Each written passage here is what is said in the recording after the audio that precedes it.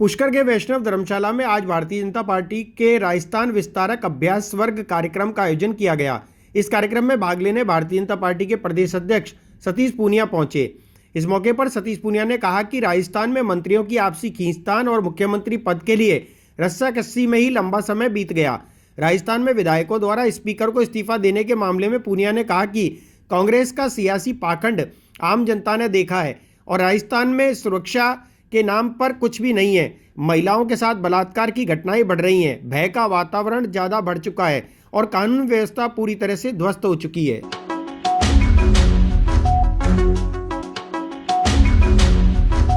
राज भी बदलेगा और राज के साथ साथ राजस्थान की व्यवस्था भी बदलेगी।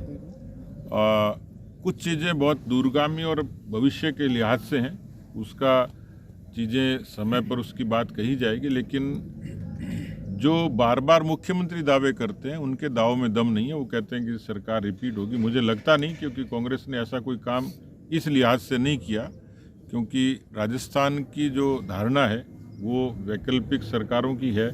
पर हम भविष्य के लिए आश्वस्त हो सकते हैं कि राजस्थान में कांग्रेस का शासन का ये अंतिम कालखंड होगा। देखिए, एक मापदंड तो स्पष्ट ही होता है कि चुनाव हम लोग जीतने के लिए लड़ते हैं और जीतने में सबसे ज़्यादा सक्षम और योग्य होगा उस पर दांव लगाएंगे, बिना किसी लाइकिंग डिसलाइकिंग के, बिना किसी परहेज के, जिनके बारे में ये फीडबैक होगा कि ये व्यक्ति योग्य है और चुनाव जीत सकता है। तो पहली जो शर्त है वो तो यही है। दूसरी, आमतौर पर ये माना ही जाता है कि व्यक्ति संगठन के प्रति, विचारधारा के प्रति, रीति नीति के प्रति, जनता के प्रति कितना जवाबदेह है, वो एक दूसरा कारक होगा। जब राजनीति की चर्चा होती है तो उसको लोग तुलना करते हैं, पर जैसे मैंने कहा कि जब कांग्रेस की गुटबाजी की चर्चा होती है तो फिर बीजेपी को भी उसमें शामिल कर लेते हैं, जिसका कोई कारण नहीं है। कारण इसलिए नहीं है कि पिछले 4 वर्षों के 1500 दिनों का जो रोड मैप है, जो ट्रैक है, उसमें वही सरकार बाड़े में बंद रही, उन्हीं के लोगों में विग्रह हुआ, उन्हीं के यहाँ राजद्रोह जैसे मुकदमे उप मुख्यमंत्री पर, पूर्व अध्यक्ष पर दर्ज हुए, उन्हीं ने इस्तीफे दिए। भारतीय जनता पार्टी संसदीय दल की, संसदीय बोर्ड की मर्यादा से, आलाकमान से बंधी है। पार्टी का आलाकमान पूरे तरीके से मजबूत है, जो निर्देश देगा, जिस नेता को देगा। हमारा पहला मिशन है 2023 में कांग्रेस को सत्ता से बाहर करना, भारतीय जनता पार्टी को काबीज करना।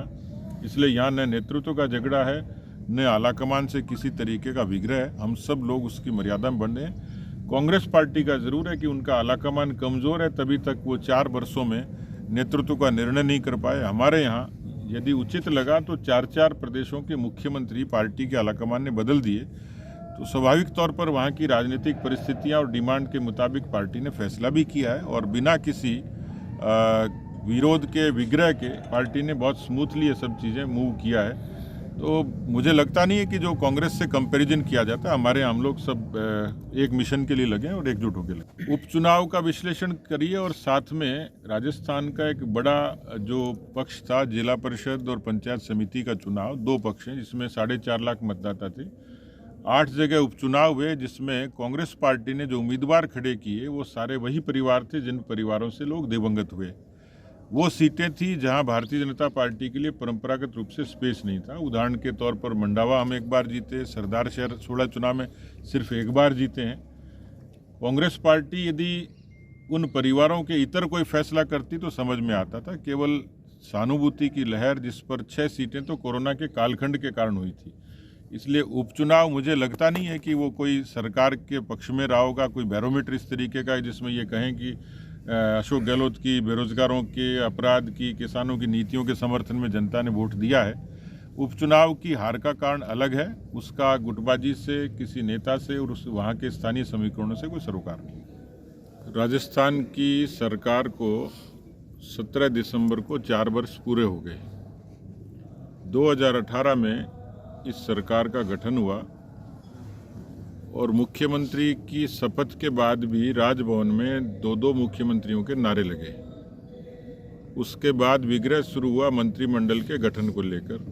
फिर विग्रह शुरू हुआ सचिवालय में कौन मंत्री किस कमरे में बैठेगा, किसकी कुर्सी ऊंची होगी, किसकी टेबल बड़ी होगी। वहाँ शुरुआत हुई। इसकी परिणति 52 दिन के बाड़ाबंदी में हुई। कोई सरकार विश्व की अनूठी होगी जो 52 दिन बाड़े में बंद रही, और कोरोना जैसे भीषण महामारी के हालातों में। उसके बाद जो पराकाष्ठा थी वो इस्तीफों के तौर पर हुई। किसी बड़े सत्ताधारी दल के इतने बड़े पैमाने पर स्पीकर को इस्तीफा दिया जाना, ये भारत की अनूठी घटना है और पहली घटना है, जिसके बारे में स्पीकर महोदय भी एकदम अचंभित हो गए कि उसका निर्णय कैसे करूं। ज़्यादा तहकीकात की आवश्यकता नहीं थी, क्योंकि सामान्य तौर पर वो इस्तीफे व्यक्तिगत रूप से दिए गए थे, स्वेच्छा से दिए गए थे, एकल दिए गए थे, लिखित में दिए गए थे। 2 दिन 5 दिन के बाद उसका निर्णय हो सकता था। क्या मजबूरी रही होगी वो जाने। फिर उसके बाद हाईकोर्ट में उपनेता प्रतिपक्ष ने एक PIL दायर की, और अभी वापस जानकारी आई कि वो सारे इस्तीफे वापस लिए जा रहे हैं। राजस्थान की जनता ये जानना चाहती है कि इस्तीफे दिए क्यों, और दिए तो फिर वापस लिए क्यों। अब उनके अपने अपने तर्क है, लेकिन भारत के संविधान में इस्तीफे देने का तो प्रावधान है, वापस लेने पर भारत के संविधान में कोई व्यवस्था नहीं है। विधानसभा में परंपरा जरूर है, लेकिन ये जो सारा सियासी पाखंड हुआ, इसके कारण राजस्थान की जनता को 4 साल भुगतना पड़ा। कहने को तो उनके घर का झगड़ा था, लेकिन उस घर के झगड़े का असर राजस्थान की आवाम पर हुआ।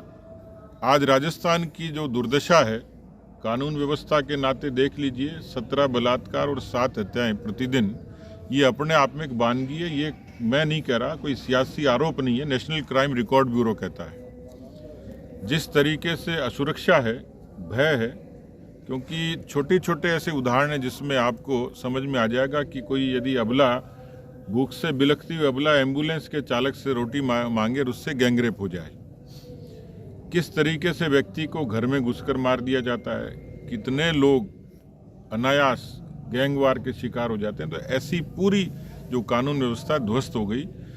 राजस्थान में कोई पिछले 4 वर्षों में पूर्णकालिक गृह मंत्री नहीं है। मुख्यमंत्री के पास गृह विभाग है अभी तक। राजस्थान की पुलिसिंग कमजोर हुई, और इस कारण राजस्थान की जो सबसे बड़ी पहचान थी शांति, वो भंग हुई। और इसी कारण राजस्थान में न रोजगार बढ़ा, न निवेश आया, और किसी प्रदेश की तरक्की का कारक उस प्रदेश की शांति व्यवस्था होती है। दूसरा पक्ष है किसानों की कर्जा माफी। खुद राहुल गांधी जी ने अनेक भाषणों में इस बात का उल्लेख किया था, 10 दिन में सरकार आएगी, 10 दिन में कर्जा माफ कर देंगे। मैंने एक विधानसभा में सवाल लगाया जिसमें सरकार ने स्वीकार किया कि 18,000 किसानों की जमीनें कुर्क हो गई, नीलाम हो गई। एक आंकड़े के मुताबिक आत्महत्याओं का सिलसिला भी 200 से ज्यादा है, जिन्होंने कर्जा कर आत्महत्याएं किसानों ने की है। रोजगार के नाम पर सर्वाधिक बेरोजगारी राजस्थान में है। जो बेरोजगारों की रजिस्टर्ड संख्या है वो 27 लाख के करीब है। कुल मिलाकर बेरोजगारों से भी वादा खिलाफी की। अनेकों ऐसे उपक्रम थे जिसमें नौजवानों को इंगेज करना था। उनको उदाहरण के तौर पर संविदा कर्मियों को ये कहा गया था कि आपको नियमित करेंगे, लेकिन वो संविदा कर्मी आज भी आंदोलनरत हैं। राजस्थान में भ्रष्टाचार जो लगातार हर 12 किलोमीटर का यदि आप आंकड़ा लेंगे, क्योंकि राहुल गांधी आटे को लीटर में बांटते हैं, तो भ्रष्टाचार का पैमाना राजस्थान में किलोमीटर में है।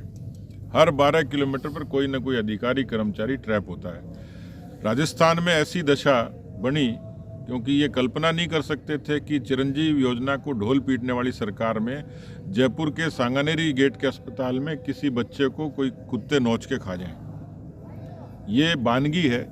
स्कूलों की जो दुर्दशा है, इंफ्रास्ट्रक्चर सारा पुअर है, स्कूल में मास्टर नहीं, स्कूल में डॉक्टर नहीं। कुल मिलाकर 4 वर्षों में जो हालात हुई, 17 तारीख को भारतीय जनता पार्टी ने ये तय किया था कि हम वो जश्न मनाएंगे और हम उसका प्रतिकार करेंगे, विरोध करेंगे। 1 तारीख से जनाक्रोश यात्रा प्रारंभ हुई। हम लोगों ने 1,15,000 किलोमीटर की दूरियां तय की हैं। 200 विधानसभा क्षेत्र हमारा लक्ष्य रहा। 2 करोड़ लोगों से प्रत्यक्ष अप्रत्यक्ष हम लोग मिले। 62,000 नुक्कड़ सभाएं, चौपालें, सभाएं, ये कार्यक्रम हुए। 14 लाख से भी ज़्यादा कंप्लेंट्स हमारे पास आई हैं। मिस्ड कॉल का अभियान अभी चल रहा है, जनसंपर्क का अभियान हमारा चल रहा है। कुल मिलाकर जनाक्रोश यात्राओं में 5 लाख कार्यकर्ता मोबिलाइज हुए। मैं ये मानता हूं कि राजस्थान में जो सत्ता बदलती है वो परसेप्शन के कारण बदलती है, जनधारणा के कारण।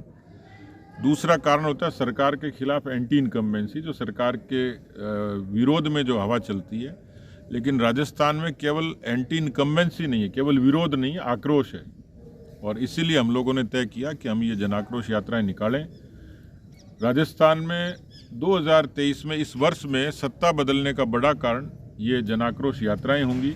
मोदी जी का नाम और काम होगा और मुझे पूरा भरोसा है कि राजस्थान में कांग्रेस पार्टी बहुत बुरे दौर से गुजर रही है। अब कांग्रेस को कोई भी नहीं जोड़ पाएगा, कोई यात्रा नहीं जोड़ पाएगी, किसी तरीके के जुमले नहीं जोड़ पाएंगे, किसी तरीके की पॉपुलिस्टिक जो बातें कही जाएंगी वो नहीं जोड़ पाएंगे। और इसलिए जनाक्रोश यात्राओं के अभियान से मैं संतुष्ट भी हूं। और अभी हम लोगों की 128 विधानसभाओं में ये सभाएं हमारी संपन्न हुई हैं। आने वाले समय में 200 विधानसभा में इसको पूरा करेंगे।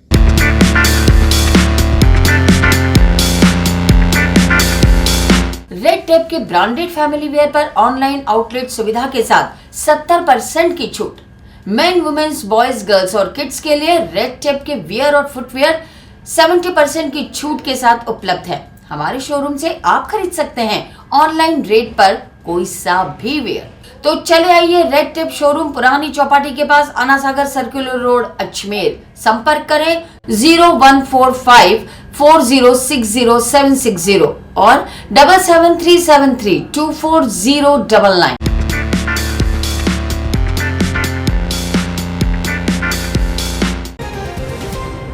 राजस्थान विधानसभा चुनाव आ गया 2023। डोमिनेट कर रहा है सोशल मीडिया का सबसे बड़ा सर्वे। 200 विधानसभा क्षेत्र में कौन होगा आपका विधायक उम्मीदवार, कौन कर रहा है तैयारी, कौन सी पार्टी से रखता है वो संबंध, बताएंगे आप और उस क्षेत्र में रहने वाली जनता। के फेसबुक या यूट्यूब चैनल पर कमेंट करें, बताएं आपके विधानसभा क्षेत्र में संभावित दावेदार की पार्टी का नाम अवश्य लिखें, जानकारी साझा करें, जिससे आपका क्षेत्र का हो संकीर्ण विकास। प्रतिदिन 2 या 3 विधानसभा, 3 बजे या 5 बजे ये जानकारी हमारे व्हाट्सएप पर भी साझा कर सकते हैं। 9829010448 अजमेर, जयपुर, संभाग।